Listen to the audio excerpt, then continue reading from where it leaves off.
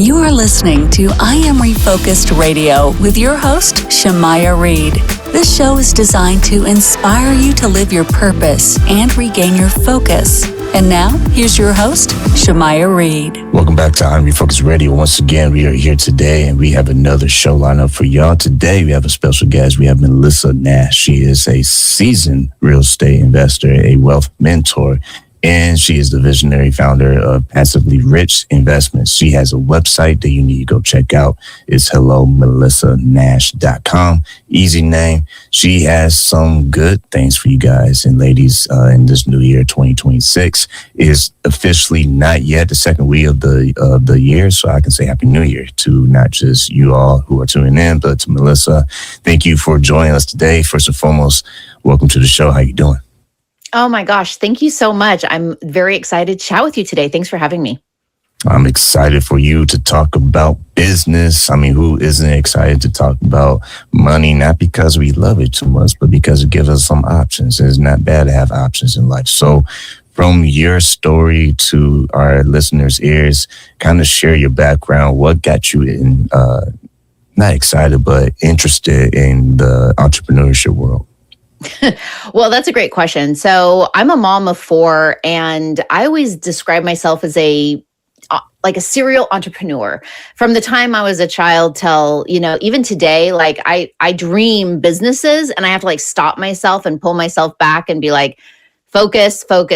You've got to get, it's fun to come up with these things, but basically what happened, my journey is I've tried a lot of different businesses, and a business that clicked for me was my son at the time. Let's see, he was born. We're going back 20 years ago now. And I was sewing clothing for my son and just making cute things that I thought, I don't know. I like to sew and dabble and have a little creativity. And I was sewing some things for him, and I would take him out, of course, and people would be like, oh my gosh, that's so cute. Where'd you get that? I'm like, hey, I made it. Long story short, of course, the entrepreneur brain starts spinning. It turned into a children's clothing business. And I was manufacturing overseas and dealing with, yes, tariffs. That's a big topic everybody's talking about. I know a lot about that. And just dealing with a lot of stuff. We ended up wholesaling to children's clothing stores, big department stores. And then 2008 hits, 2009 hits, and everybody knows what happened at that time, and all these little children's boutiques started going out of business, and they had pre-ordered all this stuff. And so, we built this up to $1 million over business, and all of a sudden to see it, I'm watching it just start crashing. And I just felt like there's nothing I can do to control it. There's nothing that I can do to stop those little stores from going out of business. And so finally the business, we had to make a decision, and thankfully we were able to sell it.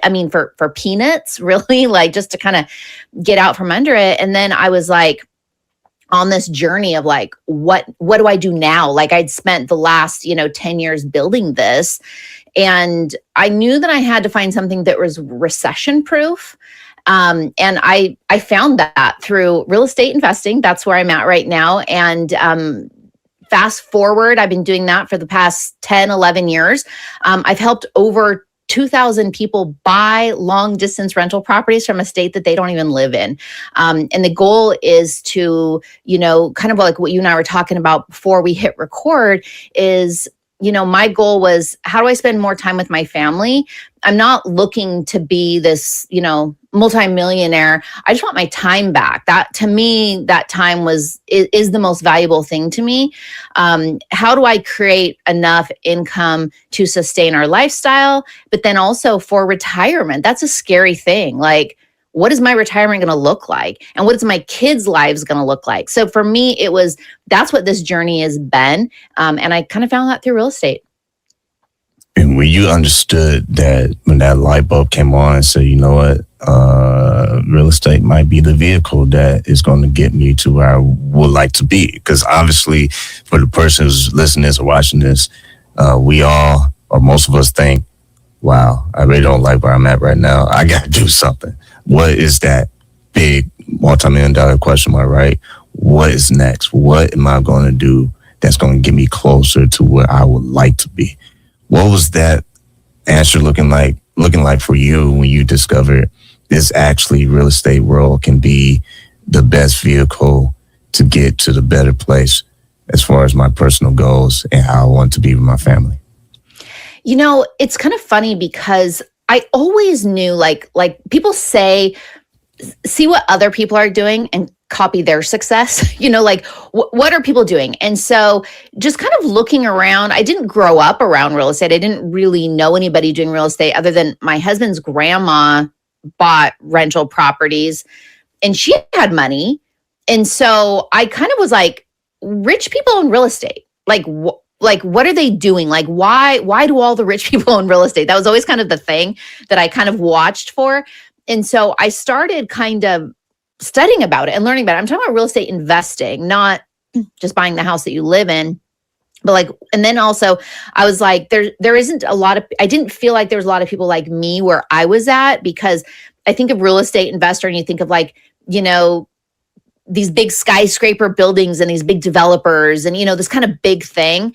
And I was like, no, I can't, I think that I can do it, but at a much smaller scale. And then I was like, well, what is around me? And I was like, I live in California. It doesn't make sense to invest here. I don't have the money. I don't have the capital. I don't want to compete for this stuff here. And then I was like looking out at other states. And I was like, it's really affordable over there. Like, how do I make that work? How do I do that? And so honestly, it was just kind of like just running through it in my head and a lot of studying and a lot of research. And then I was like, I think this might be the vehicle. I got to figure this out. Once again, listen to Refocused Radio and watching us online, talking to our guest today, Melissa Nash. You go to her website, HelloMelissaNash.com, and let's slow down the tape, like they would say, because someone who's watching, listening, they're going to say, oh, wow, I actually thought about real estate might be something I might be interested in learning more about or doing. But, excuse me, we all know between learning and doing, there's a big gap there. You got to make your mind up. You can't just think for 10 years, like, I can imagine myself doing this. No, you actually have to, like, make a move. So you are the guests of the hour, giving us some amazing secret sauce in 2026. What were you able to learn in the beginning about getting involved in real estate? I mean, I'm sure you didn't have a bulletproof plan in the beginning. What did that process look like for you trying to learn that curve? Yeah, definitely. So first of all, I knew that I wanted to do something quick. And so I knew that I was going to have to trust other people. I couldn't just do it 100% on my own. I had to seek people that were, you know, already doing it. I had to seek people in the state. I had to seek people who were managing properties. I had to look for help. And I knew that I couldn't do it alone. And that's kind of actually the biggest thing that I learned was I don't have to know it all myself, and I don't have to do it all myself. I wanted to wrap myself around people to do most of the work for me. And I know that sounds crazy because that sounds better. Like, that sounds better to let everybody else do the work, but your ego gets involved because that's why a lot of people don't get started. They're like, I have to know everything about this before I can do it. And then that holds them back, and then they don't actually take action. So it's actually better to just release that and trust people. And you do have to find at some point a little bit of trust in other people, but allow them to help you do it. And so I didn't know anything about the first state that I bought in Alabama. I didn't live there. I didn't know the laws. I didn't know the rules. I didn't know the regulations. And so I had to seek out those people. And I've continued to build my portfolio that way. I have a 7-figure real estate portfolio now. And it's because I'm trusting other people to do the work for me, which is giving me my time freedom, actually. That's actually what I want. So as an entrepreneur, you have to like kind of train your brain to move forward. And like I just said, for me, that was releasing the ego that I had to know everything up front before I got started.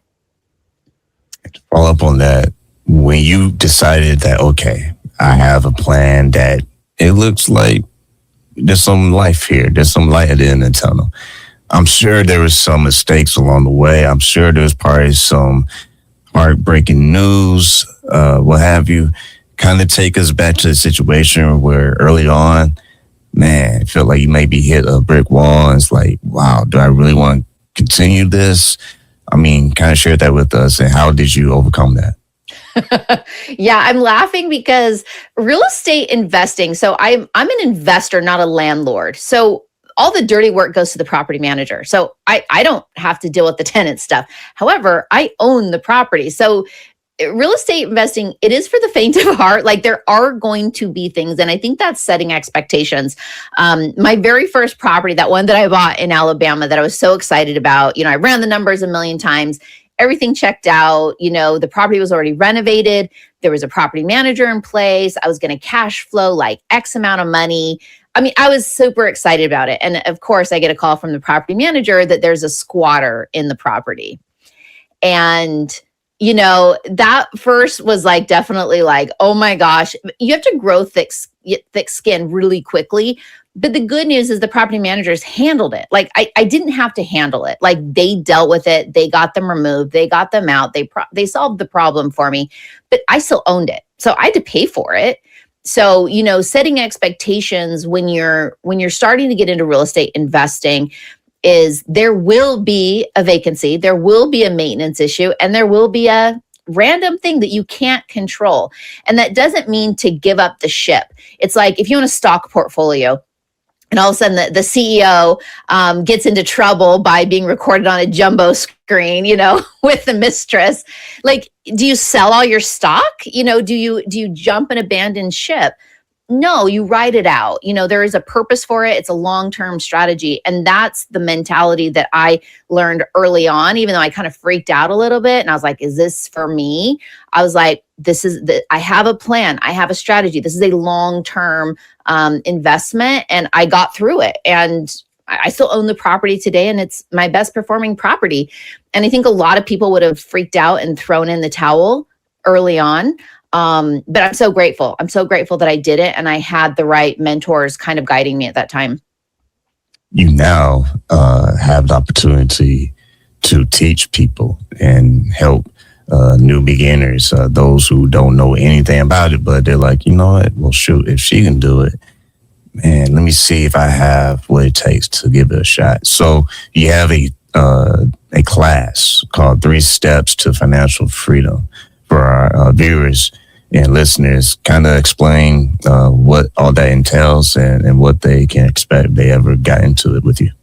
Yeah, definitely. So first of all, that's free. I offer this free to people because, when I first got started, and most people, we aren't taught about how wealth is created in this country. We're not taught how the money system works. We're not taught about all the tax benefits, which, by the way, is all created for the wealthy. Like, hello, shocker, but every system that we have is created for the wealthy. So we just have to follow what they're doing and mimic it. We have to go find it ourselves, and we have to go, and it's a mind shift change, because we all, also live in this Dave Ramsey world where everything is like, debt is bad, and, just pay off your house. And, the American dream is not what the American dream was in, 1950, when we've got 2 people that have to work for their, to support a household now. And, it's not the same. And then I'm like, I want to break through people's brains like mine was. My mind just exploded when I actually learned how I can not pay taxes through real estate,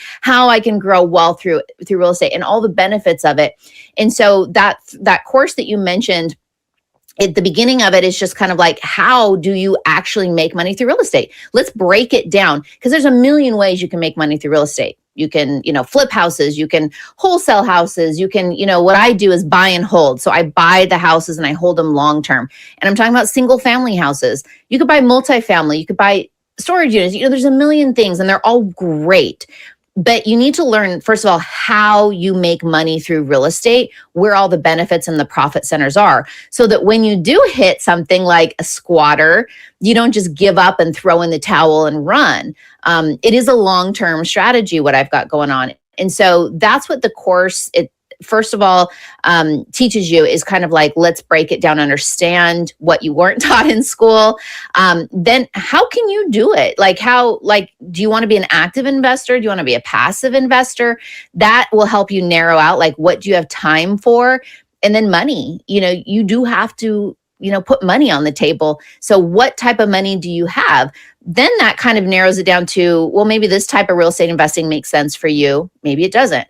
Then it's like, okay, well, how do you do it? So it's kind of just breaking down those things in a very basic way was the goal of it. And then when people are like, yeah, this is cool, this is for me, I get it, then I jump on board and I'm like, all right, let's do it. Like, I'll help you do it. Let's take action. We're not just, a guru coach giving you a bunch of information. It's like, no, I actually want you to do it, which is why when I say I've helped 2,000 people buy rental properties, they've actually bought them and closed on them. That's that number. It's not just, hey, I've coached 2,000 people. It's no, those people actually bought. And to me, that's the win, that they took action and they're continuing on to grow that financial freedom. So I hope I answered your question.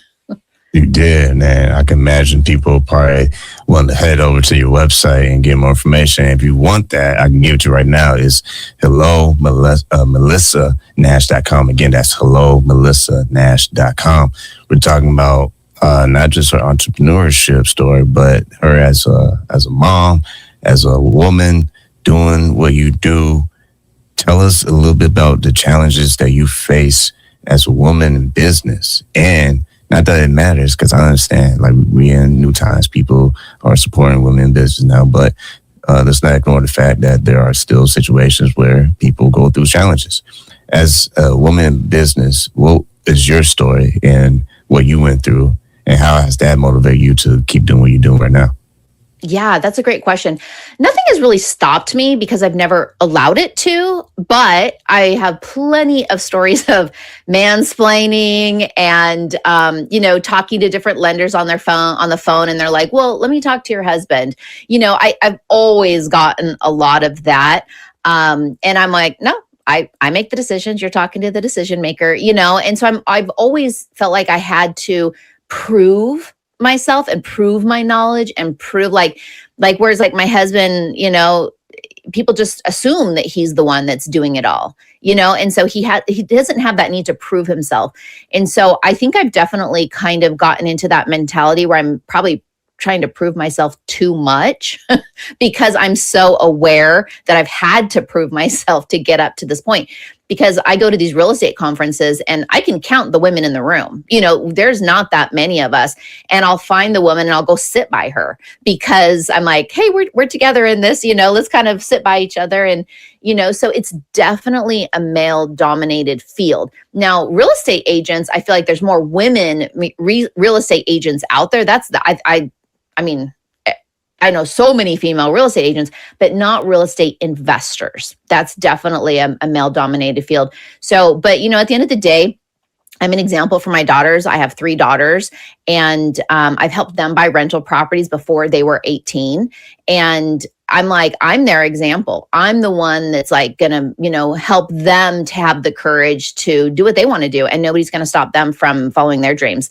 So everything that I do, I think about them and what my actions are gonna be to help them. When you think about advice that you would give to women who are watching this and they're like, you know what, I think this is something I would want to do to build my portfolio, but I'm busy. I have this going on. I have that going on.